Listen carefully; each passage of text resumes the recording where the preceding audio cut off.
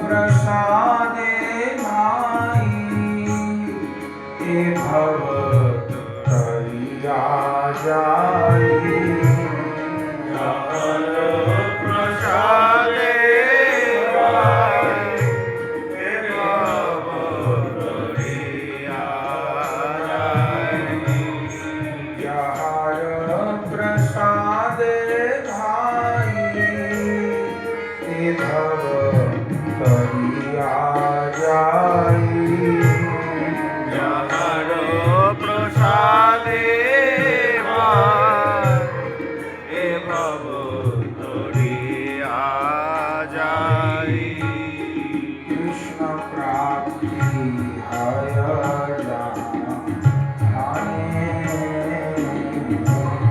कृष्ण प्राप्ति हय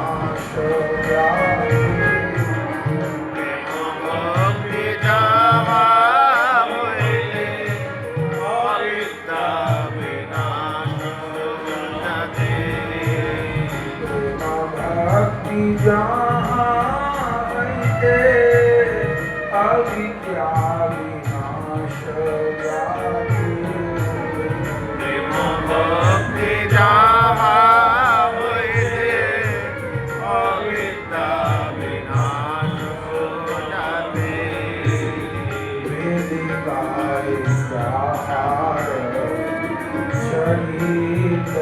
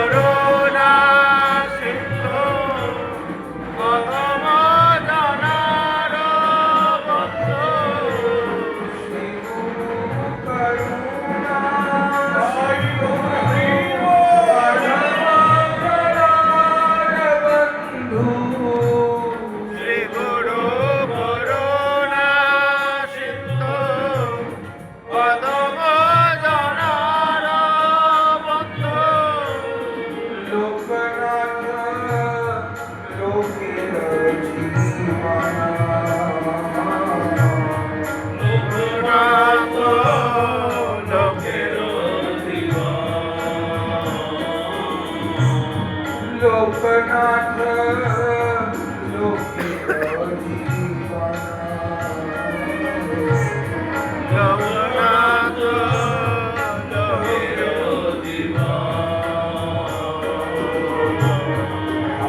प्रभु कर दया तेरा मोरे पद छाया प्रभु कर दया तेरा मोरे पद छाया प्रभु कर दया तेरा मोरे पद छाया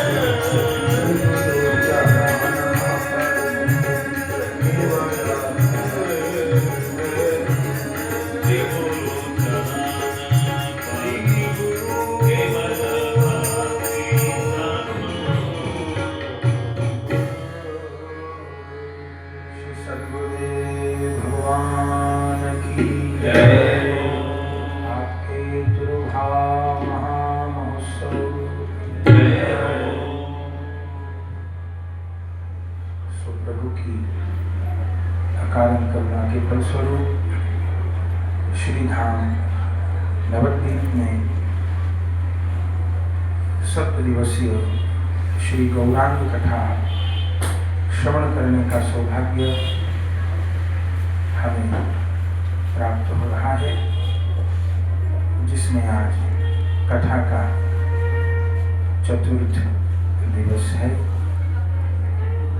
पूज्य बाबा के श्री चरण सानिध्य में गौर यशगान हम सब कथन श्रवण कर रहे हैं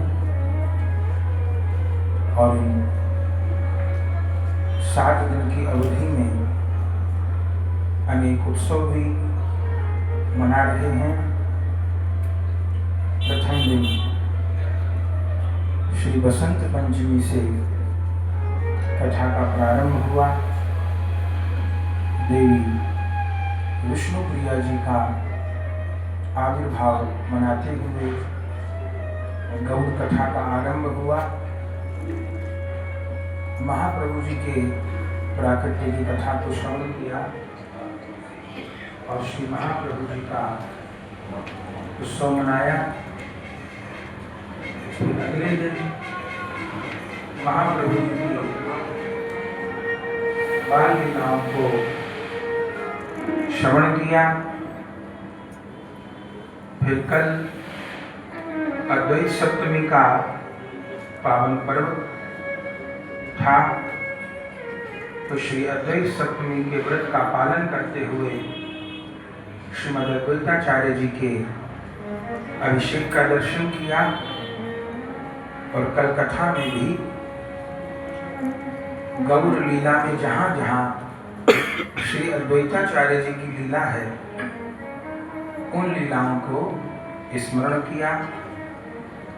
और आज माघ शुक्ल अष्टमी की तिथि है। आज की तिथि को भीष्म अष्टमी भी कहा जाता है। भीष्म पितामह आज के दिन ही भगवत धाम गमन किए। 145 वर्ष की आयु में भगवान की स्तुति करते हुए, भगवान का दर्शन करते हुए भीष्म पितामह ने भी आज के दिन ही लीला में प्रवेश किया था। और आज के दिन ही हमारे करुणामय सद्गुरुदेव भगवान लगभग 95 वर्ष की आयु में श्री धाम वृंदावन में लीला में प्रवेश किए। आज तिथि से तो उनका तिरुभाव उत्सव है ही, अंग्रेजी तारीख से भी है। तारीख भी उस समय यही थी। और एक और सुयोग था कि जब गुरुदेव लीला में प्रवेश किए तो उस समय भी हम गौर कथा ही कह रहे थे। और इस बार भी तारीख भी वही पड़ी, 25 और 26 जनवरी। और उस वर्ष भी गौर कथा ही कह रहे थे। और इस वर्ष तो श्री धाम नवद्वीप में ही गौर कथा का आस्वादन कर रहे हैं। सद्गुरुदेव भगवान का 1924 में जगन्नाथपुरी के निकट कनिका रियासत में पांडुपुली ग्राम में, जो श्री गौरांग महाप्रभु जी की वंश परंपरा है, उसी परंपरा में श्री भिकारी मिश्र आपके पूज्य पिता और माता श्री कोकिला देवी, उनके यहाँ मार्गशीर्ष शुक्ल चतुर्थी को, जिस दिन वीरचंद्र प्रभु जी का आविर्भाव होता है, नित्यानंद प्रभु जी के पुत्र, उसी दिन गुरुदेव भगवान भी प्रकट हुए पांडुपुली ग्राम में। गुरुदेव से बड़े उनके एक बड़े भाई और गुरुदेव से बड़ी उनकी एक बहन थी। माता पिता ने नाम रखा था चिंतामणि, लेकिन घर में सब प्रकार का आनंद था, लेकिन महापुरुषों का जो जीवन होता है वो कुछ अलग ही प्रकार का होता है। तो गुरुदेव भगवान अवतार धारण किए, उसके कुछ ही महीने बाद तो माता जी का देहांत हो गया गुरुदेव की, और फिर कुछ समय बाद पिताजी का भी देहांत हो गया। माता पिता का शरीर नहीं रहा, तब गुरुदेव की जो बड़ी बहन थी और जो भाई थे, उन्होंने ही किसी प्रकार पालन किया।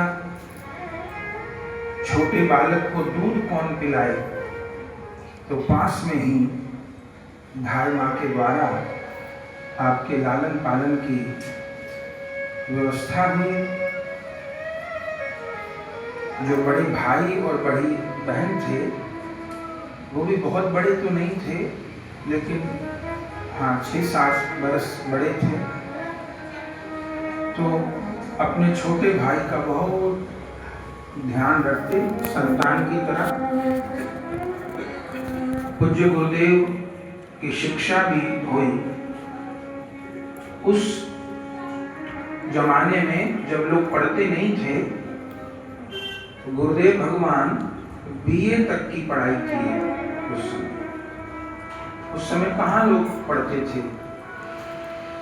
गुरुदेव इंग्लिश, मैथ, हिंदी, बांग्ला, उड़िया, संस्कृत, सब भाषाओं के परम विद्वान। तो आपने बीए तक की वहां पढ़ाई की, लेकिन जन्म से ही कोई ऐसा विलक्षण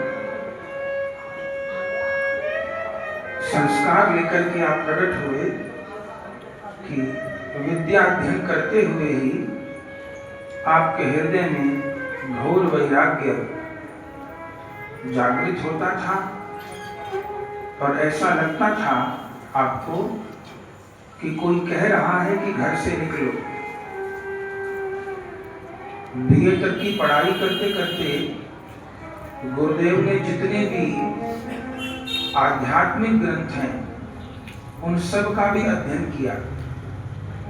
जो कॉलेज की लाइब्रेरी थी, उसमें सारे ग्रंथ होते थे, तो समस्त संप्रदाय के ग्रंथों का, समस्त धर्मों के ग्रंथों का आपको ज्ञान था, और समस्त ग्रंथों का अध्ययन करके आपने यही निश्चय किया था कि मुझे श्री नित्यानंद प्रभु जी की परंपरा में श्री चरणाश्रय ग्रहण करना है।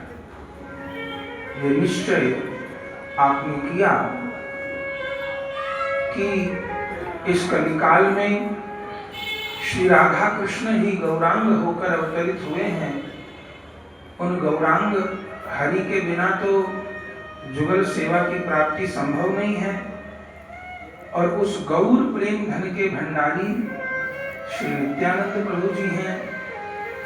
तो अब मुझे नित्यानंद स्वरूप गुरुदेव की प्राप्ति हो। ये विकलता आपकी इतनी बढ़ गई कि घर में रहना कठिन हो गया, और आप घर से भागने का प्रयास करने लगे। उस समय जो बड़ी बहन थी, तो उन्होंने तो पुत्र की तरह पालन किया था। उनके तो बिल्कुल जीवन के समान थे गुरुदेव। उन्होंने भी बहुत रोका, समझाया। बड़े भाई ने भी आपको बहुत प्रकार से कहा, लेकिन ऐसा विरह प्रकट हो गया गुरुदेव के हृदय में कि घर पर रहना आपका संभव नहीं हुआ। बड़े भाई बहन पहरा देने लग गए। घर में किसी धन धान्य की कमी नहीं थी, माता पिता बहुत धनवान थे, पर छोटी अवस्था में ही देहांत हो गया था, तो उनका संरक्षण नहीं मिला था। तो भाई बहन ने बहुत प्रयास किया, लेकिन गुरुदेव नहीं अपने विरह का स्मरण कर पाए और अंततः आपने घर का त्याग कर दिया। और घर का त्याग करके आप जगन्नाथपुरी आ गए।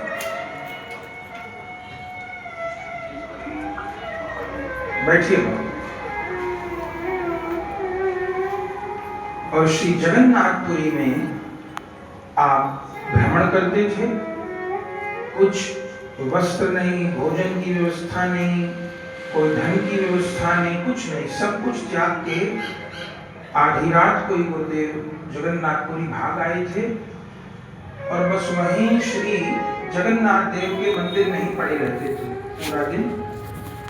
और बाहर जो भक्त लोग प्रसाद वितरण करते हैं उससे ही आपका निर्वाह होता था। और वहीं जगन्नाथ देव का दर्शन करते हुए बस विलाप प्रलाप करते थे। जगन्नाथ देव से गुरु प्राप्ति की आप प्रार्थना करते थे। तभी वहां जगन्नाथपुरी में एक संत पधारे जिनका नाम था अनंत राम जी। वे वृंदावन से ही आए थे। तो उन्होंने गुरुदेव को देखा। उस समय गुरुदेव की जो अवस्था थी वो लगभग 19-20 वर्ष की थी। गुरुदेव को देखा, मानो प्रभु ने मिलाया था अनंत राम जी से गुरुदेव को। और गुरुदेव जिस भी संत से मिलते थे उससे एक ही बात पूछते थे कि तुम किसी गौर प्रेम प्राप्त महापुरुष को जानते हो क्या, जिसके हृदय में गौर प्रेम का प्रकाश हो, जिसके हृदय में जुगल प्रेम का प्रकाश हो, ऐसे महापुरुष को जानते हो क्या? तो उन अनंत राम जी को भी कहा। उन अनंत राम जी ने कहा, हाँ मैं तो ऐसे महापुरुष को जानता नहीं हूं, मैंने तो ऐसे महापुरुष का अनेक बार दर्शन किया है जो कि साक्षात गौर प्रेम की मूर्ति है, जो कि साक्षात जुगल प्रेम की मूर्ति है।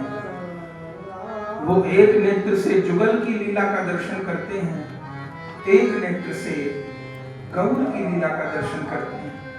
बोले कौन है? तब उन अनंत राम जी ने बताया कि श्रीमद राधारमण चरणदास देव बड़े बाबा जी महाराज की परंपरा में बड़े बाबा महाराज के श्री चरणाश्रित नामाचार्य श्रीपाद रामदास बाबा जी महाराज और नामाचार्य श्रीपाद रामदास बाबा जी महाराज के श्री चरणाश्रित वृंदावन रसिकाचार्य श्रीपाद गौरांग दास बाबा जी महाराज। तो इस समय श्रीपाद गौरांग दास बाबा जी महाराज श्री वृंदावन में विराजते हैं। उनके भीतर निरंतर गौर प्रेम उफनता रहता है।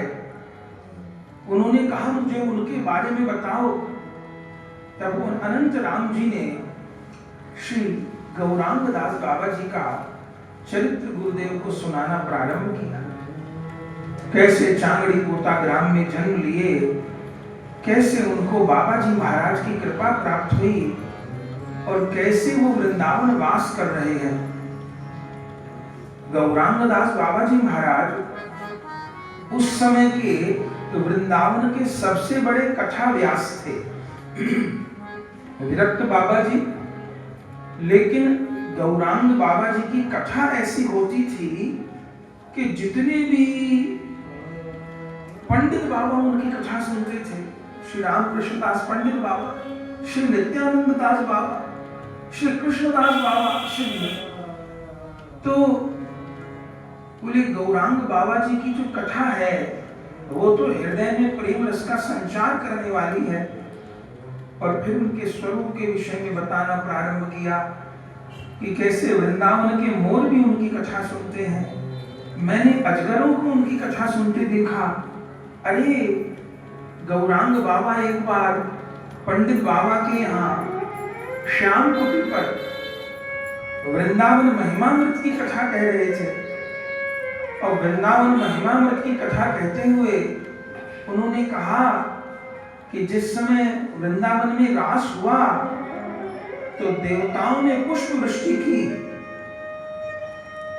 बोले उसी समय आकाश से बड़े बड़े श्वेत रंग के पुष्प गिरने लगे चारों ओर। पहले गौरांग दास बाबा जी पे, फिर पोथी पे और फिर सब श्रोताओं पे। मैंने देखा कि गौरांग दास बाबा जी की कथा में देवता पुष्प वृष्टि कर रहे थे। कैसा कैसा उनके स्वरूप का, उनकी लीला का वर्णन किया। गुरुदेव तो सदा ही सदा उनके परिकर थे। कल हम लोग कथा में वो स्वमन मोहिनी माया सुन रहे थे ना, स्वजन मन मोहिनी स्वमन मोहिनी, वही लीला गुरु लोगों के साथ भी काम करती है।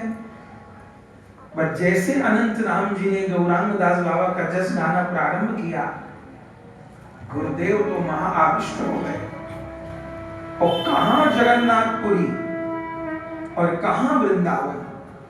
हा गुरुदेव, हा गुरुदेव, हा गुरुदेव कहते हुए आप श्री वृंदावन पधारे।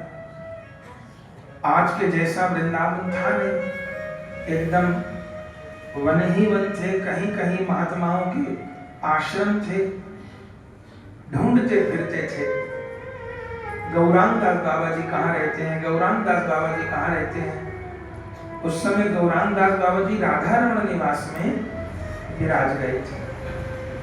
तब उस समय पूछते पूछते गुरुदेव भगवान आए हैं और जिस समय गौरांग बाबा जी का दर्शन किया, आज भी वो नीम का पेड़ है, उस नीम के पेड़ के नीचे गौरांग बाबा जी कथा कहते थे। वृंदावन के वृक्ष भी बाबा से कथा सुनते थे, परम गुरुदेव से। चरित्र है कि एक बार गौरांग बाबा जी कहीं गए हुए थे, भ्रमण करते रहते थे, पैदल विरक्त महात्मा थे। तो बहुत देर से आई रात को, तो सो गए, थक रहे थे तो सो गए। उस दिन पाठ नहीं किए।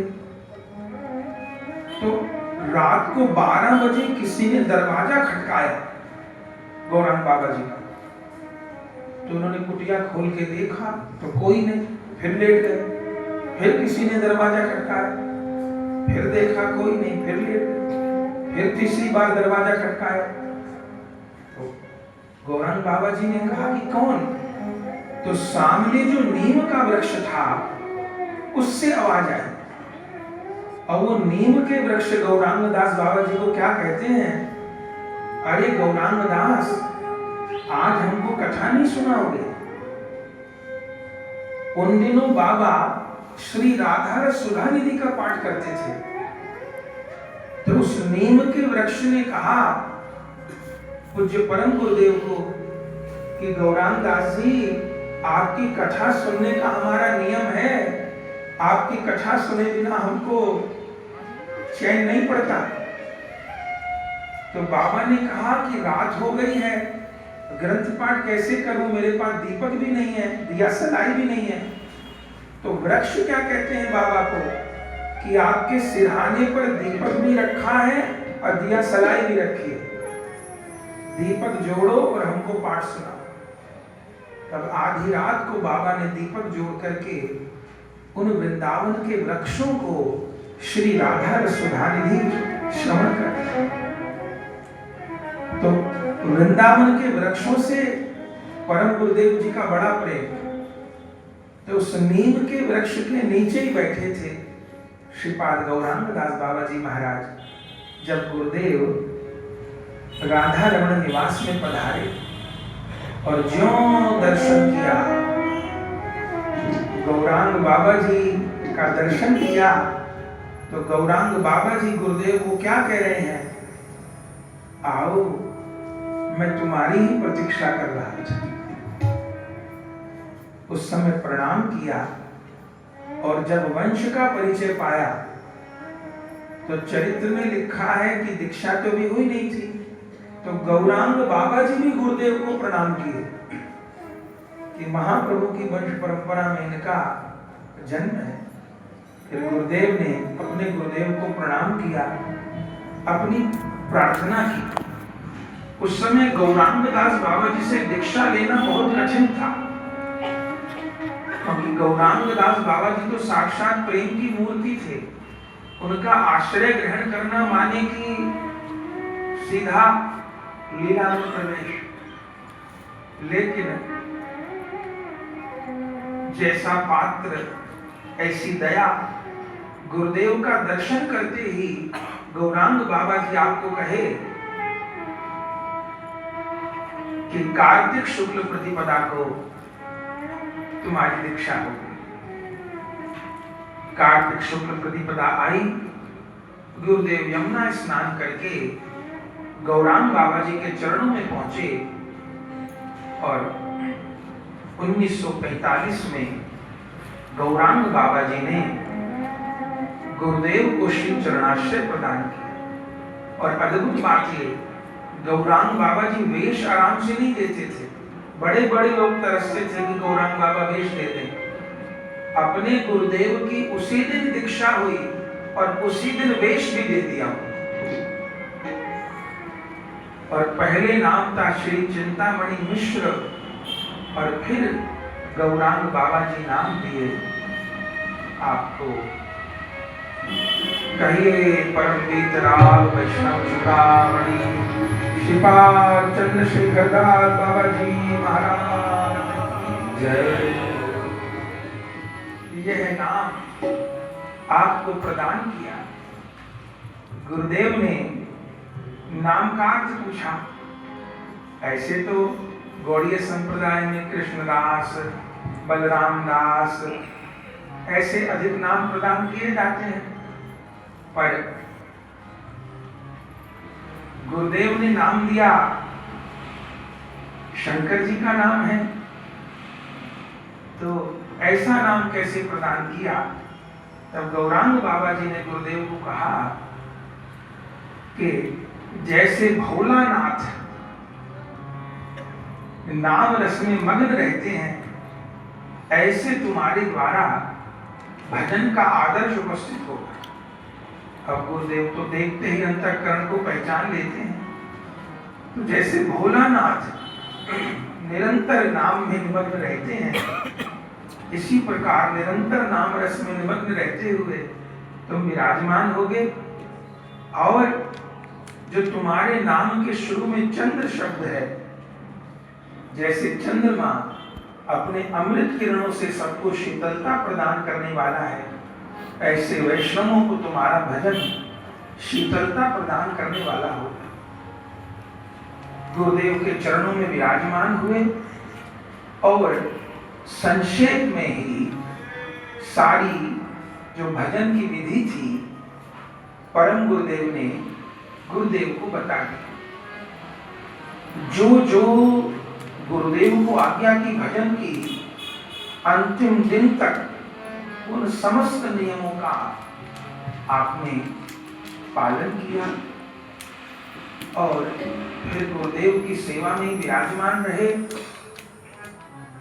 गौरांग बाबा जी की कथा श्रवण करते थे। उनकी कथा के लिए तो सब लोग तरसते थे। गौरांग बाबा जी की कथा कैसी होती थी कि सामने ग्रंथ तो बस विराजमान रहता था, नेत्र बंद करके गौरांग दास बाबा कथा कहते थे। दो सेवक लोग इधर उधर उनका अश्रु पूछने के लिए बैठे रहते थे और एक तरफ तो श्लोकों का निर्झर बाबा के मुख से फूटता था, दूसरे जो ब्रज के रसिकों के पद हैं, स्वामी हरिदास जी, श्री हित हरिवंश जी, श्री वल्लभ रसिक जी, महावाणी, सूरदास जी के पद, इन सब रसिकाचार्यों की सारी वाणियां परम गुरु जी को कंठस्थ थी। तो एक तरफ तो जो रस ग्रंथ हैं, श्री विलाप कुसुमांजलि, श्री गोविंद लीलामृत, श्री राधा रसुधानिधि आदि, इनका पाठ करते थे, फिर उनकी बंगला पदों में व्याख्या करते थे, फिर उन्हीं की जो ब्रज के रसिक महापुरुषों की जो ब्रज भाषा की वाणियां हैं उनमें भी पाठ करते थे और ऐसे ऐसे सिद्ध महापुरुष कथा सुनते थे कि क्या कहा जाए। तो गुरुदेव ने खूब गुरुदेव की कथा का रसपान किया और गुरुदेव की सेवा में भी आप रहे, लेकिन बहुत दिन का संग आपको प्राप्त नहीं हुआ। 1945 में आपने श्री चरणाश्रय ग्रहण किया और यही सोचा था कि अब तो बस गुरुदेव की सेवा में जीवन भर रहूंगा, लेकिन 8 वर्ष बीते। 1953 में पहले श्री पाटबाड़ी में नामाचार्य श्रीपाद रामदास बाबा जी महाराज आधी रात को 2 बजे उठे। 1946 में सखी माजी अंतर्धान हुई। 1906 में बड़े बाबा जी महाराज जगन्नाथपुरी से आए और जिसको समाजबाड़ी कहते हैं, ये पहले राधावन रमण बाग थे, इस स्थान को आपने लिया और जहां बड़े बाबा की समाधि है वहीं आप विराजते और कहते कि ये स्थान मुझे बहुत ठीक लगता है। और 1906 में फुलहरा दौज के दिन उसी स्थान पर नाम करते करते बड़े बाबा लीला में प्रवेश हुए। लेकिन अपनी जाने से पहले जिन बड़े बाबा जी ने नाम करके वृक्षों को नचाया, मृतक को जिलाया, शिला को गला दिया, जब लीला प्रवेश कर रहे थे तब बड़े बाबा जी महाराज के पास रामदास बाबा जी महाराज थे। तब बड़े बाबा ने अपनी करताल श्रीपाद रामदास बाबा जी को प्रदान की थी और कहा था, करताल बाजिए नाम करते पारवे, यात्रा गलती करो ना। करताल बाजिए नाम करते पारवे, ये नाम जे खाने पागल से खाने। और वह करताल प्रदान की थी और नाम करते करते बड़े बाबा महाराज लीला में प्रविष्ट हुए थे। फिर रामदास बाबा जी महाराज ने बड़े बाबा की परंपरा को आगे बढ़ाया। जिस समय में अखंड भारत की, माने बांग्लादेश भी भारत में, पाकिस्तान भी भारत में, अफगानिस्तान का भी कितना हिस्सा भारत में, और भारत की कुल जनसंख्या 35 करोड़ थी, उस समय रामदास बाबा जी महाराज के 7 लाख शिष्य थे। एक एक जन को एक दिन बैठे नहीं रामदास बाबा जी महाराज। चरित्र में लिखा है कि जैसे पुराना समय था तो जल भर जाता था गांवों में, तो इतना इतना जल हो जाता था, छाती छाती तक जल भर जाता था, तो रामदास बाबा जी महाराज खोल को सिर पे रख लेते थे और खोल को सिर पे रख करके गांव गांव में जाकर के आप नाम कीर्तन करते। 3 दिन का कीर्तन होता था बाबा का। पहले दिन अधिवास, फिर अगले दिन 24 घंटे का नाम और फिर तीसरे दिन सवेरे नगर कीर्तन। सारा जीवन क्या कहते हैं। तो वे श्रीपाद रामदास बाबा जी महाराज नाम प्रचार किए और उन बड़े बाबा महाराज की सेवा में रही श्रीमती ललिता सखी मां। बड़े बाबा जी महाराज के अनेक शिष्य हुए, उनमें 3 प्रधान हुए, श्री नित्यानंद दास बाबा, श्रीमती ललिता दासी सखी मां और नामाचार्य श्रीपाद रामदास बाबा जी महाराज। जो महाप्रभु जी सनातन गोस्वामी जी को कहे कि जीवे दया नामे रुचि वैष्णव सेवन, यहाँ ते श्रेष्ठ धर्म नाई सुन सनातन। बड़े बाबा के ये 3 शिष्यों ने इन 3 धर्म का मूर्तिमान स्वरूप करके दिखाया। जीवे दया का आदर्श उपस्थित किया नित्यानंद दास जी, जिन्होंने कोढ़ियों की भी सेवा की। तो वैष्णव सेवा का आदर्श उपस्थित किया सखी मां जी ने। जीवन भर बस सेवा सेवा सेवा सेवा सेवा। और नामे रुचि का आदर्श उपस्थित किया श्रीपाद रामदास बाबा जी महाराज। क्या कहना। तो 1906 में बड़े बाबा अंतर्धान हुए फुलेरा गौच को। फिर 1946 में सखी माँ जी ने लीला प्रवेश किया अघन कृष्ण 14 को 1946 में। उस समय रामदास बाबा जी महाराज यहीं नवद्वीप में ही थे, समाजवाड़ी में। उसके पहले श्रीखंड गए थे। नरहरि प्रभु जी का पाठ है तो उनका तिरुभाव था, तो वहां कीर्तन करने गए थे और लौट करके आए हैं तो पता चला कि दीदी लीला में प्रवेश कर गई। तो 1946 में सखी माँ जी ने लीला प्रवेश किया। रामदास बाबा और सखी माँ ये ऐसे जैसे एक प्राण दो देह। प्रकट में तो इतना मिलना नहीं होता था, क्योंकि सखी माँ के कीर्तन अलग प्रकार के, वो तो एकदम गहन निकुंज रस, और बाबा जी महाराज के कीर्तन विरह प्रधान निताई गौर की लीला का गान, लेकिन भीतर से दोनों एक प्राण। तो 1946 में सखी मान कर ध्यान में, और फिर 1953 में पाटबाड़ी जो स्थान है वो महाप्रभु जी का श्रीपद अंकित स्थान है। वहां भागवताचार्य निवास करते थे। जिस समय महाप्रभु जी वृंदावन के लिए पधारे हैं तो उस समय भागवताचार्य जी से उन्होंने भागवत श्रवण किया। आज भी वहां वो भागवत विराजमान है, महाप्रभु जी की चरण पादुका विराजमान है, और महाप्रभु जी की व्यवहार की भी वस्तु विराजमान है। तो उस स्थान का संरक्षण रामदास बाबा जी महाराज किए। रामदास बाबा जी महाराज धाम वास करना चाहते थे, नवद्वीप वास करते, वृंदावन वास करते, पर बड़े बाबा ने रामदास बाबा जी को मना कर दिया था। रामदास बाबा जी को कहा था, देख राम, जो अकेले खाए वो पशु, जो 5 को बांट के खाए वही मनुष्य है। जो अकेले खाए वो तो पशु है, जो 5 को बांट करके खाए वही मनुष्य है। तो तुमको नवद्वीप वास नहीं करना, तुमको वृंदावन वास नहीं करना। वृंदावन में बहुत वैष्णव है, नवद्वीप में बहुत वैष्णव है। बोले कहाँ रहो? बोले कलकत्ता रहो। बोले कलकत्ता नहीं, बोले आप पूरी दुनिया के लोग आते हैं, बस सबको करताल बजा के नाम सुना वैष्णव। तो जीवन पर बाबा जी महाराज तो कलकत्ते विराजे। 1953 में रात को 11 बजे, अघन कृष्ण चतुर्दशी तिथि थी, रात को 11 बजे तक बाबा जी महाराज जैसे सबसे बात कर रहे थे, बात की है।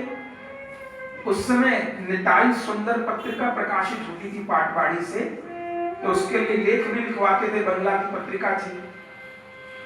बाबा का जो रूटीन चेकअप करता था डॉक्टर, वो भी उस दिन आया। तो बाबा के सब बीपी वगैरह चेक किए।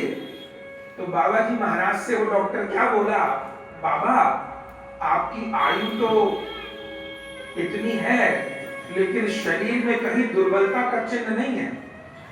रामदास बाबा जी महाराज कीर्तन करते, उस समय माइक नहीं थे, 10-10 हजार लोग कीर्तन में होते, और बिना माइक के एक व्यक्ति उनका कीर्तन सुनता था। 2 खोल इधर उधर होते, कीर्तन करते करते रामदास बाबा जी महाराज का आसन ऊपर उठ जाता, और अश्रु प्रवाह कैसा होता, या तो महाप्रभु जी को जल जंतवत अश्रु प्रवाह हुआ, या बाबा जी महाराज को जल जंतवत अश्रु प्रवाह हुआ। ऐसे अश्रु प्रवाह नहीं होता था बाबा जी महाराज को, ऐसे अश्रु प्रवाह होता। नंददा और वसंतदा 2 सेवक वस्त्र लेके बैठे रहते थे, बाबा के आंसू पहुंचे तो एकदम स्वस्थ। रात को 11 बजे बाबा जी महाराज विश्राम को जाने लगे, तो सेवक से पूछा कि चतुर्दशी कब से लग रही है? उन्होंने कहा रात को 2 बजे से चतुर्दशी लग रही है। अगले दिन सखी माँ का उत्सव था, सखी माँ का उत्सव मनाना था। कोई रात को 12 बजे लेटे थे बाबा जी, एकदम स्वस्थ। भाई ये पूछ के कि चतुर्दशी कितने बजे से लग रही है, बोले 2 बजे से। 12 बजे विश्राम किए, रात को 2 बजे उठ गए। पास में नंददास नाम के अंग सेवक रहते थे बाबा के, तो उन्होंने कहा गुरुदेव तो 4 बजे उठते हैं, अभी 2 बजे कैसे उठ गए? तो उनको लगा कि शायद लघुशंका जाना हो, तो वस्त्र बदल के लघुशंका जाते थे। बाबा जी महाराज लोम वस्त्र पहनते थे, सूती वस्त्र में लघुशंका नहीं जाते थे। तो गर्म वस्त्र पहन के लघुशंका गए, निवृत्त होके आए। उसके बाद आज भी कुर्सी है उनकी, आराम कुर्सी बाबा जी महाराज की, उस पे बैठ गए। तो सेवक ने कहा कि अभी तो बाबा 2 बजे हैं, थोड़ा और विश्राम करिए, सवेरे 4 बजे। तो क्या बोलते हैं, दीदी टान पड़े छे। दीदी माने सखी मां, बड़ी गुरु है। दीदी टान पड़े छे जेते हवे आर नाय सबाई डाको सबाई तोरा नाम करो गेलो गेलो सब गे। दीदी टान पड़े छे, दीदी की आवाज आ रही है, दीदी मुझे बुला रही है, जाना होगा, सबको बुला लो, सभी नाम करो। एकदम स्वस्थ। वो नंददास जी के तो पैर के नीचे धरती निकल गई कि कोई ऐसा बोलता है कि मैंने एकदम स्वस्थ, और कह रहे हैं कि दीदी टांग पड़े से जेते हमें आर ना, दीदी बुला रही है, अब समय नहीं है। तो वो नंददास जी थे, उसे नाम भी नहीं हो पाया कि गुरुदेव ऐसा कह रहे हैं। तो वो जो बड़े बाबा के करताल थे रामदास बाबा जी महाराज के पास, तो उन करताल को आप निकाले और उसी करताल को बजा करके वहीं पर आपने रात को 2 बजे नाम प्रारंभ करे। भजनता गौर राधे श्याम जब हरे कृष्णा हरे राम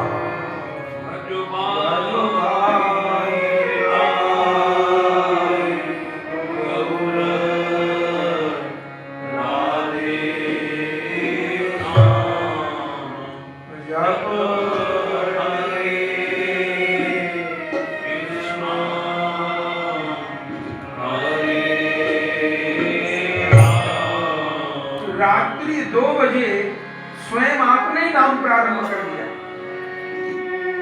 बाबा जी महाराज के संग में ठाकुर चलते उनके, अभी भी चांदी का फ्रेम है, उसमें निताई गौर और बड़े बाबा, ये उनके संग के ठाकुर थे। उन संग के ठाकुर जी को विराजमान कर लिया। रात को 2 बजे चरणामृत ग्रहण किया, तुलसी दल ग्रहण किया खुद से। क्योंकि सेवक तो कांप गया कि कर क्या रहे हैं। उनको भरोसा भी नहीं हुए कि कोई इतने ऊंचे स्वर में नाम कर रहा है करताल बजा के, तो वो क्या शरीर छोड़ देगा? भरोसा नहीं हुए। स्वयं चरणामृत ग्रहण किया, तुलसी दल महाप्रसाद ग्रहण किया और नाम प्रारंभ किया। 2 बजे से 2:30 बजे तक खुद नाम किया विलंबित स्वर में। तब लोग साधुगण सो रहे थे रात को 2 बजे कि बाबा जी महाराज का स्वर कैसे रात को आने लग गया। धीरे धीरे सब उठ करके आए हैं और उस समय 2:30 बजे आपने वो करताल नंददास जी को प्रदान कर दिया। और उस समय आपने नाम तो नंददास जी करते रहे, फिर 3 बार आप बोले ललिता दीदी ललिता दीदी ललिता दीदी। सखी माँ जी को स्मरण किया। फिर 3 बार बोले बंधु सुंदर बंधु सुंदर बंधु सुंदर। और आखिर में 3 बार बोले महावीर राधारमण महावीर राधारमण महावीर। और ये कहते कहते तो आप लीला में प्रविष्ट हो। किसी को भरोसा नहीं हो रहा कि नाम करते करते कोई इस प्रकार लीलांतर धान कर सकता है। चारों ओर हाहाकार हो गई। उसका तो क्या कहना। जिस समय बाबा जी महाराज लीला में प्रवेश किए, उस समय गौरांग दास बाबा जी महाराज तो वृंदावनी थे। तो उस समय उनको कहते सुना गया, गया गया सब गया, गया गया सब गया। गुरुदेव सेवा में थे, गौरांग बाबा जी के जान नहीं पाए कि गौरांग बाबा ऐसा क्यों कह रहे हैं। और अगले दिन समाचार आ गया। उस समय गुरुदेव के मुख से सुना है कि वो समाचार गुरुदेव को ही प्राप्त हुआ। गुरुदेव उस समय सोहिनी सेवा कर रहे थे राधारमण निवास में, और जैसे वो समाचार प्राप्त हुआ तो हमारे गुरुदेव मूर्छित होकर के गिर पड़े। अब अपने गुरुदेव को बताना है कि आपके गुरुदेव लीला में प्रवेश कर गए, तो साहस नहीं हुए गौरांग बाबा जी से कहने का कि ऐसी बात हो गई। तो गौरांग बाबा जी गुरुदेव को क्या कह रहे हैं, ब्रज भाषा बोलते थे गौरांग बाबा जी, जबकि बंगाली शरीर, लेकिन बोलते एकदम बड़ी मधुर ब्रज भाषा। क्या बोले गुरुदेव, मोकू सब पतो है, मोकू सब पतो है, अब मोह पे भी नहीं रहो जाएगो, मोकू सब पतो है। बस जैसे समाचार आया है, उसी क्षण गौरांग बाबा जी अन्न जल का त्याग कर दिए। सबने व्यवस्था की गौरांग दास बाबा जी को कलकत्ता लाया जाए, लेकिन इस स्थिति आपकी जाने की नहीं थी। तब पूज्य रजनी बाबा जी तो गए हैं कलकत्ता, पर गौरांग बाबा जी नहीं आए हैं। आहा, उस समय अपने श्री गुरुदेव किसी प्रकार गौरांग बाबा जी को संभालते रहे। उस समय गुरुदेव को केवल 8 वर्ष ही हुए थे दीक्षा लिए, 53 की तो बात है, लेकिन अन्न जल छूट गया। आज भी राधारमण निवास में वो तखत है जहां पर आप बस ऐसे पड़े रहते थे, बस हा गुरुदेव, हा गुरुदेव, हा गुरुदेव। अन्न जल का त्याग कर दिया। 1953 मार्गशीर्ष कृष्ण चतुर्दशी को तो बाबा जी अंतर ध्यान हुए, बाबा जी महाराज, और अघन शुक्ल एकादशी को लगभग 12 दिन तक गौरांग बाबा अन्न जल ग्रहण नहीं किए। गुरु विरह व्याप गया, जबकि आयु ज्यादा नहीं थी, केवल 66 वर्ष की आयु गौरांग बाबा जी की आयु बहुत ज्यादा थी, लेकिन गुरुदेव का विरह आपको सहन नहीं हुआ। और एकादशी के दिन नाम चल रहा था, पाटबाड़ी में जो रात्रि 2 बजे बाबा जी महाराज नाम प्रारंभ किए, तो वो नाम आज तक चल रहा है। वो बाबा जी महाराज प्रारंभ करके गए ना नाम, तो नाम विश्राम क्यों हो? गुरुदेव प्रारंभ करके गए, वो नाम आज तक चल रहा है। अब गौरांग बाबा जी मोक्षदा एकादशी को लीला में प्रवेश किए, उस समय नाम हो रहा था, वो नाम भी राधारमण निवास में आज तक चल रहा है। दोपहर में 1:30 बजे मोक्षदा एकादशी थी, और उस समय उनको तो गुरुदेव का विरह व्याप गया। आपने भी श्री धाम वृंदावन में लीला में प्रवेश किया है। राधारमण निवास में ही पूज्य परम गुरुदेव को रज प्रदान की गई, और श्री गुरुदेव तो उस समय गौरांग बाबा के विरह में पागल जैसे हो गए। ऐसा उनको गुरुदेव का विरह, चूंकि उनके तो भजन साधन सब कुछ गौरांग बाबा, वो तो गौरांग बाबा को छोड़ के कुछ जाने ही नहीं, अत्यंत विरह व्याप गया। उस समय ऐसी स्थिति हो गई कि उसका कुछ कथन नहीं हो सकता। अनेक दिन तक तो गुरुदेव ने अपने गुरुदेव की समाधि मंदिर की सेवा की, फिर उसके बाद इतना विरह आपको व्याप गया। गुरुदेव के पास में गौरांग बाबा जी की पादुका थी, जूट के जूते थे, तो उनकी गुरुदेव सेवा करते थे। गौरांग दास बाबा जी के जूट के, तो आप इतना विरह हो गया कि आप निकल पड़े श्री राधारमण निवास से। उस समय गुरुदेव की पादुका को सिर पे बांध लिया गुरुदेव ने, और अपने गुरुदेव की पादुका को सिर पर बांध करके और माला झोली लेकर के आप निकल पड़े। और उस समय संपूर्ण ब्रज में आपने भ्रमण किया है। गुरुदेव को, अपने गुरुदेव का विरह सहन नहीं हो रहा, जाने कहां कहां भ्रमण किया। गुरुदेव ने अनेक जगह भजन किया ब्रज में। आपने जावट के पास भी भजन किया। पूज्य बरसाने वाले महाराज जी बताते थे कि जावट के पास भी आप भजन करते थे, और उस समय तो बिल्कुल माने झाड़ झंकार था, तो बैठे रहते थे। अब गर्मी भी होती थी, झाड़ झंकार भी, कांटे भी, तो कोई पूछता तो गुरुदेव यही कहते कि राधा रानी यहाँ से नंदगांव जाती है, तो मैं उनके मार्ग में पुष्प बिछाता। बरसाना में भी भजन किया गुरुदेव ने, गिरोह में भी विराजे आप, और उसके बाद फिर गिरिराज जी में गोविंद कुंड पर गुरुदेव आ गए। ये गोविंद कुंड पर आकर आपने वास किया। वैराग्य ऐसा कि गुरुदेव के पास केवल एक ही लंगोटी थी और एक बहिर्वास था, उसके अलावा कोई कपड़ा नहीं, गर्मी सर्दी कोई कपड़ा नहीं, बस एक लंगोटी और एक बहिर्वास। आप गोविंद कुंड में स्नान करते थे, दूसरा कपड़ा नहीं तो पहले पहले इसको सुखा लेना। उसके बाद एक समय केवल भिक्षा मांगने जाना ब्रजवासियों के यहाँ, और बाकी सब समय भजन करना। अपने गुरुदेव भगवान जीवन भर, किसी को भरोसा नहीं होगा, दिन रात में 24 घंटा होते हैं, गुरुदेव भगवान 22 घंटा भजन किए। एक दिन दो दिन नहीं किए, 75 बरस किए।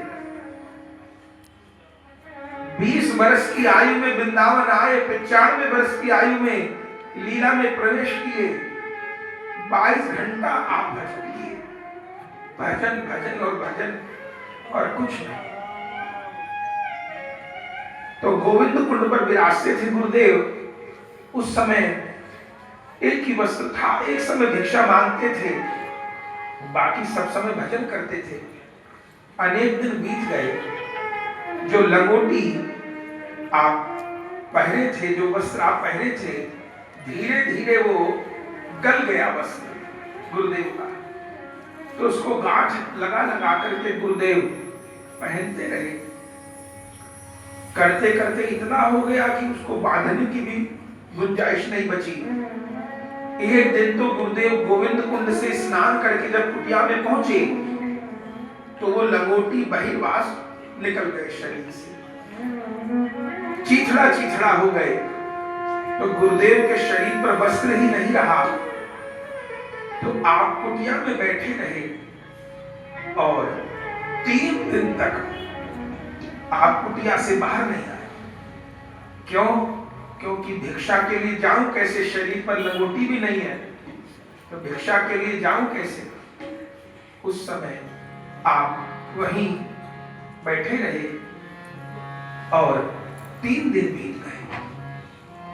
करते करते तो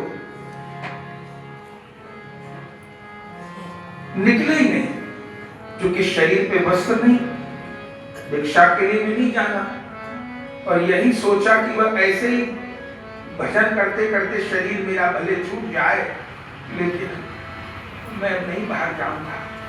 आहा, उस समय एक 8 वर्ष की बालिका आई है, हाथ में प्रसाद का थाल है, और जैसा सफेद सूती वस्त्र गुरुदेव पहनते थे वो वस्त्र है। बाबा गुरु महाराज कुटिया में थे, वो 8 वर्ष की बालिका, वो कोई और नहीं है, साक्षात किशोरी राधा। गुरुदेव को आवाज लगाई बाबा बाबा कह के, बाबा प्रसाद भेजो ये मेरी मैया ने, प्रसाद कर ले। तो गुरुदेव को लगा कि जिन ब्रजवासियों के रोटी मांगने जाते हैं शायद उन्हीं को लगा होगा कि बाबा इतने दिन से आई नहीं है तो भेज दिया होगा। तो वो जो लाली थी वो गुरुदेव को बोली कि भीतर ले आओ प्रसाद। तो चूंकि गुरुदेव ने वस्त्र नहीं पहने हुए थे तो गुरुदेव ने कहा नहीं लाली भीतर नहीं आना, तो कपड़ा नहीं पहना था। तो बाहर से ही उन्होंने जो पत्तल लाई थी, थाल लाई थी प्रसाद का, वो बाहर से अंदर सरका दिया और लाली तो चली गई। और उस समय गुरुदेव ने जो देखा है तो प्रसाद, उस पे वो जो सफेद सूती वस्त्र रखा हुआ था उसको देख के तो चौंक गए गुरुदेव कि मैंने तो किसी को कहा नहीं कि मेरे पास कपड़ा नहीं है, और ब्रजवासी रोटी तो दे देगा, बिना मांगे कपड़ा कैसे देगा। तो सबसे पहले उस वस्त्र को गुरुदेव ने उठाया और फिर अपने शरीर का उससे निर्वाह किया और फिर प्रसाद भी नहीं पाए। सबसे पहले वस्त्र पहन के बाहर आए तो किशोरी जी तो नहीं थी, पर किशोरी जी के चरण छपे हुए थे। उस समय गुरुदेव व्याकुल होकर के गिर गए, लोटपोट होने लग गए हैं, भीतर कुटिया में गए हैं। जो पत्तल का प्रसाद था उसको बार बार दंडवत प्रणाम कर रहे हैं। हा राधा किशोरी कह के रो रहे हैं, प्रसाद पा रहे हैं। ऐसा वो किशोरी जी के हाथ का प्रसाद भाव में आविष्ट हो गए और ऐसी प्रेम की तंद्रा आई, हे किशोरी राधा मुझ पर कृपा करो, आपने इतनी कृपा की पर मुझे दर्शन प्रदान नहीं किया। कहते कहते गुरुदेव प्रेम में मूर्छित हो गए। उस समय तंद्रा की अवस्था में श्री राधा ने गुरुदेव को दर्शन प्रदान किया और उस समय गुरुदेव का नाम लेकर के बोली है कि मैं ही थी। तब गुरुदेव ने कहा कि हे श्री जी मुझ पर दया करो, मुझसे गुरुदेव का विरह सहन नहीं होता। तब श्री जी ने कहा है, अरे तुम्हारे गुरुदेव तो मेरी नित्य सेवा में विराजमान है। और उस समय गुरुदेव का जो सिद्ध नाम है लीला का, वह श्री जी ने गुरुदेव को बोला है। श्री जी ने गुरुदेव को कहा, अरे तू मेरी चमेली मंजरी। अपने यहाँ गुरु प्रणालिका होती है, सिद्ध प्रणालिका होती है, तो स्वयं श्री जी ने गुरुदेव के सिद्ध नाम को पुकारा, तू तो मेरी चमेली मंजरी है और शयन के समय मेरी शैया लगाने की तेरी सेवा है। तुम पर अब किसी प्रकार कृपा की कमी नहीं है और अब तुम जाकर के वृंदावन भजन करो। सब समय तुमको मेरी लीला का अनुभव होगा। बस अब हट का त्याग कर दो। उस समय राधा रानी ने आपको आपका स्वरूप का नाम कहकर के पुकारा, सेवा के लिए इंगित किया और फिर गुरुदेव भगवान वृंदावन आ गए। वृंदावन में पहले आपने वराह घाट पर बहुत समय तक भजन किया, फिर बाद में जो व्यास जी का स्थान था वहां पर आ गए। वहां पर भी 40 वर्ष गुरुदेव विराजे। उन्होंने कोई कथा प्रवचन नहीं किए, वे कोई समाज में नहीं गए, गुरुदेव का बस एक ही भजन, निरंतर नाम जप करते हुए अष्टकालीय लीला स्मरण, बस उनका एक ही भजन। संसार से दूर कोई जीवन में प्रपंच नहीं, इतना बड़ा जीवन जिए, कभी उनके पास एक रुपया नहीं, एक रुपया नहीं, पूरे संसार में 1 इंच भूमि गुरुदेव के पास नहीं। अपने गुरु भाई के स्थान पे गए और अपने लीला अंतर ध्यान से पहले कह दिया कि मेरा जब शरीर पूरा हो और मेरा शरीर यहां से निकले तो ये स्थान जिनका है उन्हीं को चाबी दे देंगे, अपने पास नहीं रखना।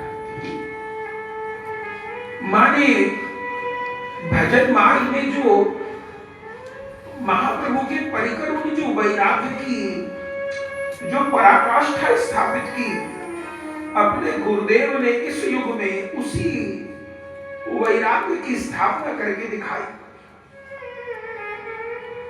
उनके वैराग्य का तो क्या कहना, शब्द तो है नहीं, बस वही तखत और उसी तखत पे विराजमान, और बस कभी गुरुदेव को सोते तो देखा नहीं। रात को 2 बजे भी उनका नाम जब चल रहा है, रात 12 बजे भी उनका, सोते कभी देखा नहीं। सब समय नाम और अष्टकालीय लीला स्मरण और विरह हरि नाम, हरि नाम। हमारे गुरुदेव हैं इसलिए नहीं, इतना प्रभु में प्रेम, हरे राम, इतना विरह। हमने तो जगत में महात्मा नहीं देखा कोई प्रभु के लिए इतना भी रोता है। अरे राम, कैसा रुद्र। भट्ट जी महाराज की कथा होती थी, 5 घंटे कथा भागवत जी श्रवण करते थे। अरे राम, आप समझिए 5 घंटे कथा हो रही है, 5 घंटे तक एक ही स्थिति,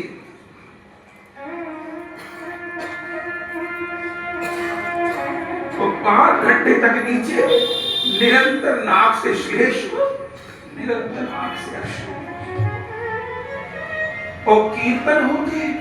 अरे राम, वृंदावन में गोपीनाथ बाजार है, वहां पर बड़े महाप्रभु का मंदिर है, आमेर निमाई। उन महाप्रभु जी को बाबा जी महाराज ही वृंदावन में लेकर के आए थे, और फिर तब से कार्तिक पूर्णिमा को कीर्तन होता है। तो कार्तिक शुक्ल चतुर्दशी को वहां पर अक्रूर घाट का कीर्तन होता था। तो उसमें 2 कीर्तन में गुरुदेव बाहर जाते, एक तो निवासाचार्य प्रभु की कुंज में कीर्तन होता, श्री निवासाचार्य प्रभु जी का तिरुभाग गोपाष्टमी को, एक कार्तिक शुक्ल चतुर्दशी को अक्रूर घाट कीर्तन होता कि महाप्रभु जी कैसे झारखंड के वन मार्ग से वृंदावन आ रहे हैं। अरे राम, तो वो 2 कीर्तन को आप सुनने जाते, क्या कहना बंधु, जिन्होंने दर्शन किया वो भूले नहीं। कालिया बाबा कीर्तन करते थे, हम लोग छोटे थे, दर्शन करते थे। जो पूज्य श्री मधुसूदन दास बाबा जी से भी पधारते थे, खोल बजाते थे, उनको खोल बजाते हुए देखा। कालिया बाबा कीर्तन करते थे। गुरुदेव पहुंचते रिक्शा में बैठ के, गाड़ी में बैठते नहीं थे, 3 पहिए वाला रिक्शा, उसमें कंबल बिछा देते, सेवक लोग उसमें बैठ के जाते थे। पहुंचते महाप्रभु के मंदिर में। अरे राम, जब कीर्तन होता, क्या कहें आपको, वो व्यक्त नहीं किया जा सकता। ऐसा प्रेमावेश, ऐसा गौर में प्रेम, ऐसा नित्यानंद में प्रेम, वो तो कहीं दिखाई नहीं दिया। प्रेम सिंधु गोरा राय स्थावर जंगम प्रेमे बोड़ाए, प्रेम सिंधु गोरा राय स्थावर जंगम प्रेमे बोड़ाए। मातन होता कीर्तन में, गुरुदेव को हुंकार आती, और जब गौर कह करके आप हुंकार करते, तो मंदिर से बाहर जो बाजार है, वहां बाजार तक गुरुदेव की आवाज जाती। जो पुराने ब्रजवासी वो जान जाते कि बाबा कीर्तन सुन रहे हैं, बाबा कीर्तन में रो रहे हैं। वृद्ध शरीर, दो दो जवान सेवक बाबा को पकड़ नहीं पाते। जब कंप होता गुरुदेव को, तो जैसे हवा चलने पे केले का पत्ता कांपता है, ऐसे शरीर में कंप होता। क्या है? हरे राम आवेश, गौर प्रेम, नित्यानंद प्रेम, हरे राम हरे राम। निवासाचार्य प्रभु की कुंज में कीर्तन सुनने जाते, क्या स्थिति हो गई। आखिर के दिन तक गए।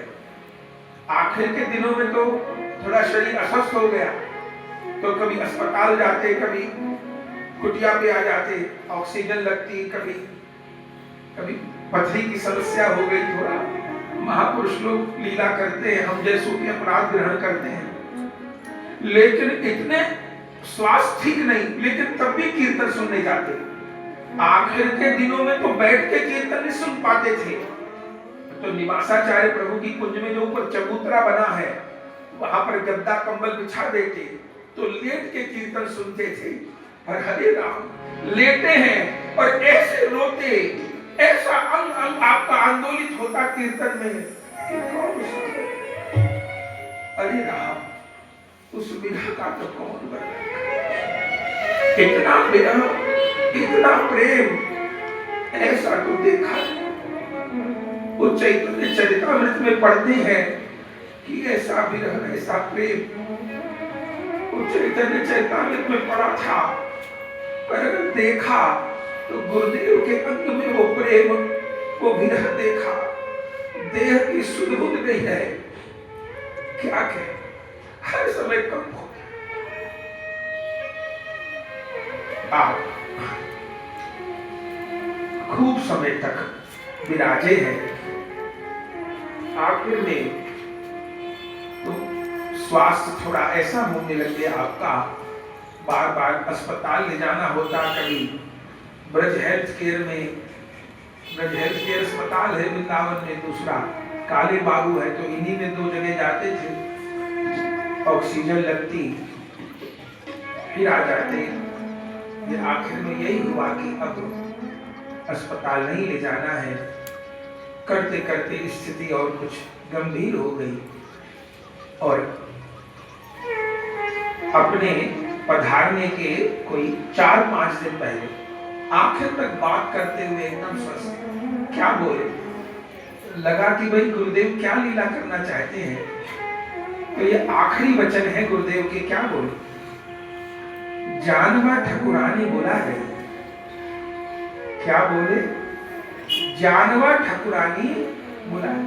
जानवा ठकुरानी में तो गुरुदेव का ऐसा प्रेम की मत पूछो। जानवा ठकुरानी बुला रही है।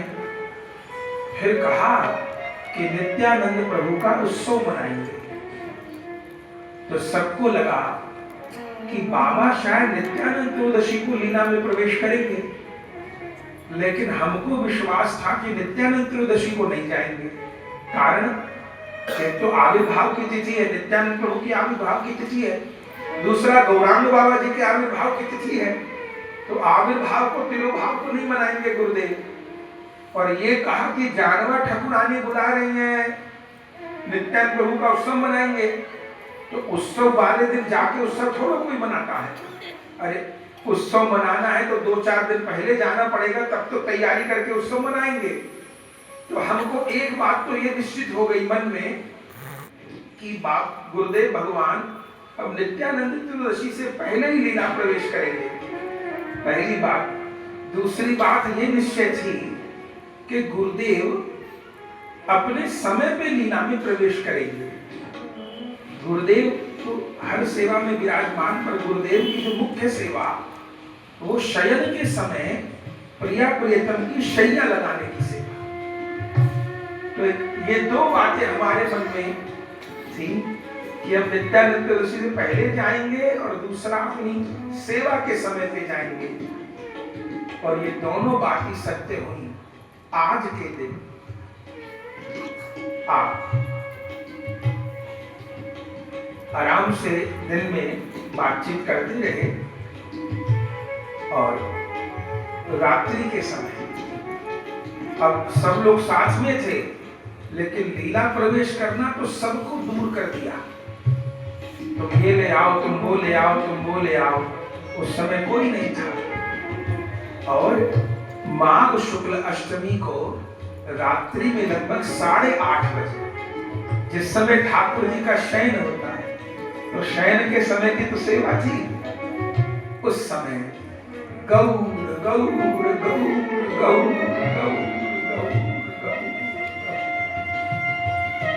कहते आप लीला में प्रविष्ट हो गए। उस समय हम गौर कथाई कह रहे थे, तो ये तो था कि ऐसा है, लेकिन गौर कथा कह रहे थे। क्या अपने मन की आपको बात कहे, गौर कथा में गुरुदेव के नाम के आचार्य हैं, वो शरीर संबंध में महाप्रभु जी के मौसा लगते हैं। तो प्रसंग चल रहा था कि महाप्रभु जी गया जी से ऐसे ऐसे लौट के आए हैं, तो जो गुरुदेव के नाम के आचार्य महाप्रभु को संभाल रहे हैं।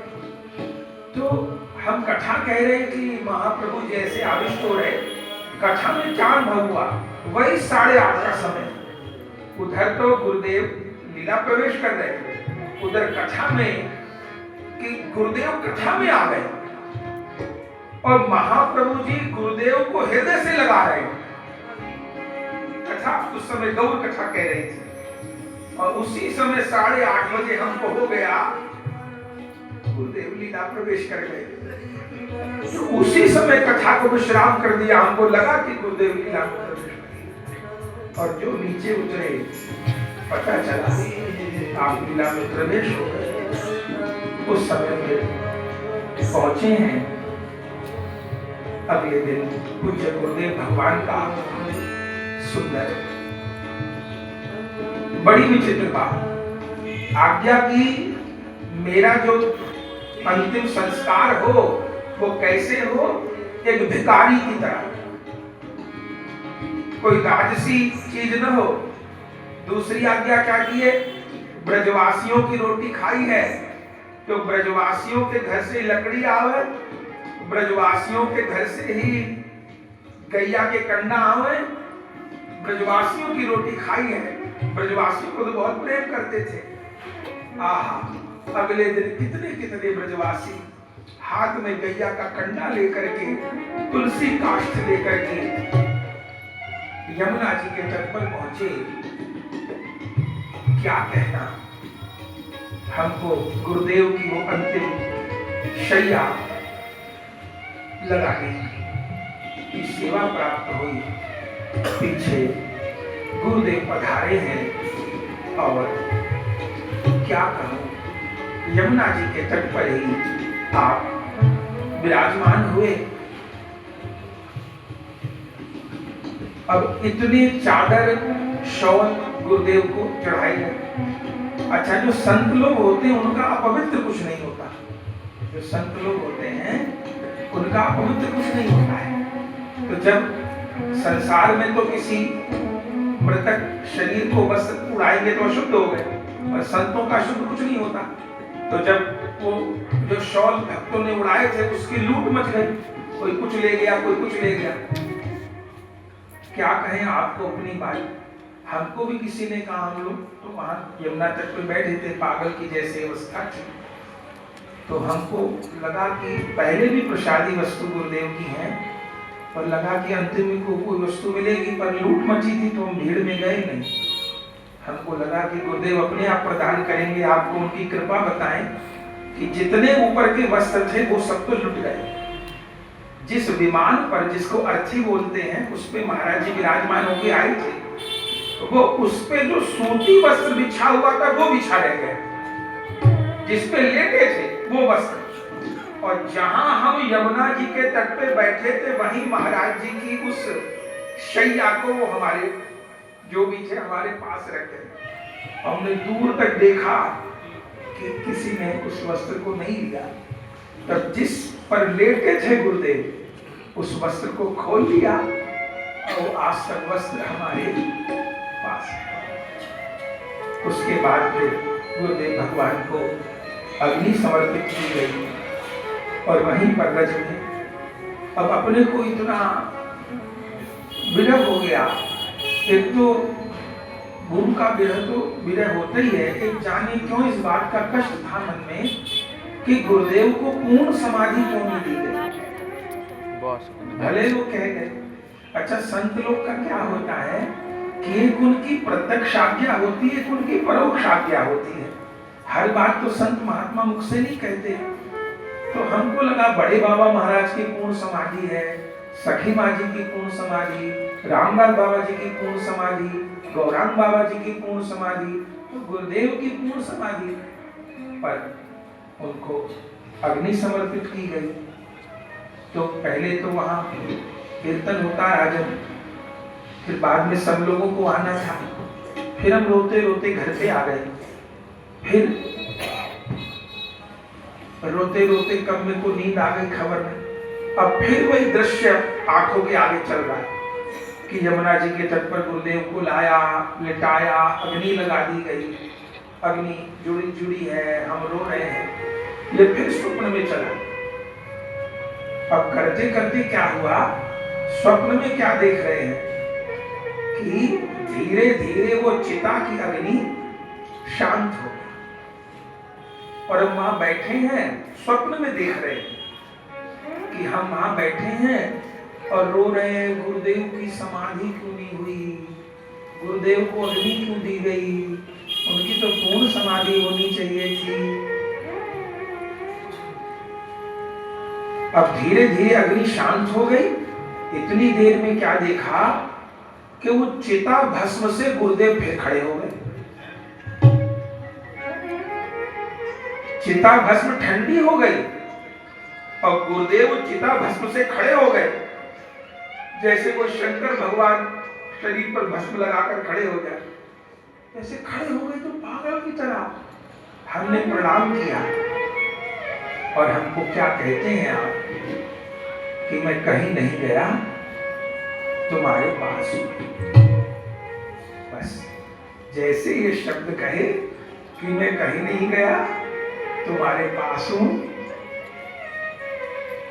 बस तब जो मन की पीड़ा थी वो समाधान हो गया। उनके ये कहते ही कि मैं कहीं नहीं गया, मैं तुम्हारे पास हूं। और फिर तो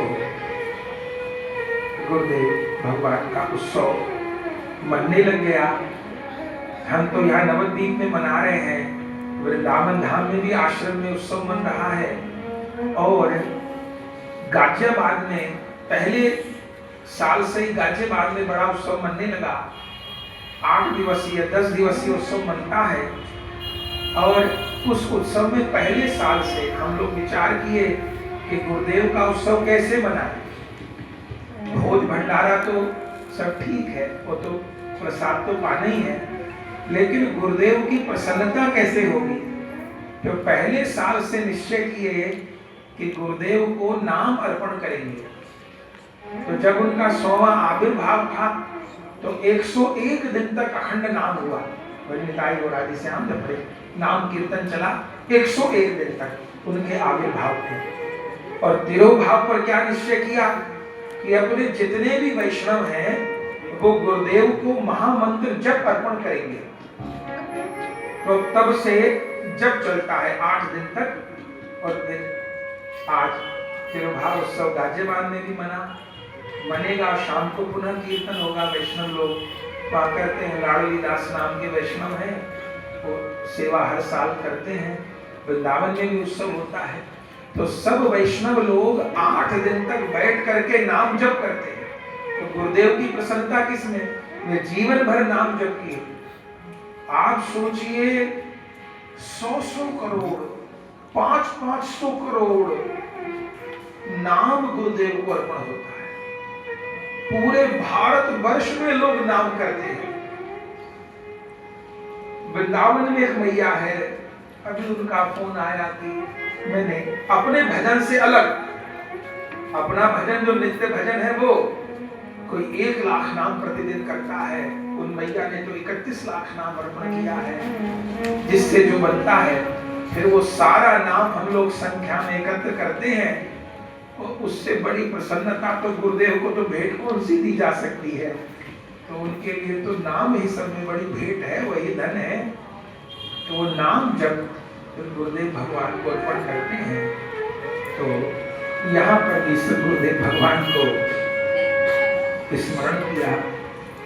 आज दिन में कीर्तन के साथ में साधुओं को प्रसाद पवा करके, वैष्णवों को प्रसाद पा करके गाजे बाजने में खूब दिव्य उत्सव मन रहा है। श्री धाम वृंदावन में भी और जितने अपने वैष्णव जन हैं, हजारों जगह आज गुरुदेव का उत्सव हो रहा है। हम यहाँ नवद्वीप धाम में पूज्य बाबा के चरण सानिध्य में गौर कथा का गान कर रहे, और गौर कथा श्रवण करके गुरुदेव को जैसी प्रसन्नता होगी वैसी प्रसन्नता कुछ दूसरी चीज से नहीं होगी। गौर नाम गौर यश ही तो उनका भोग है, वही तो उनका असली भोग है।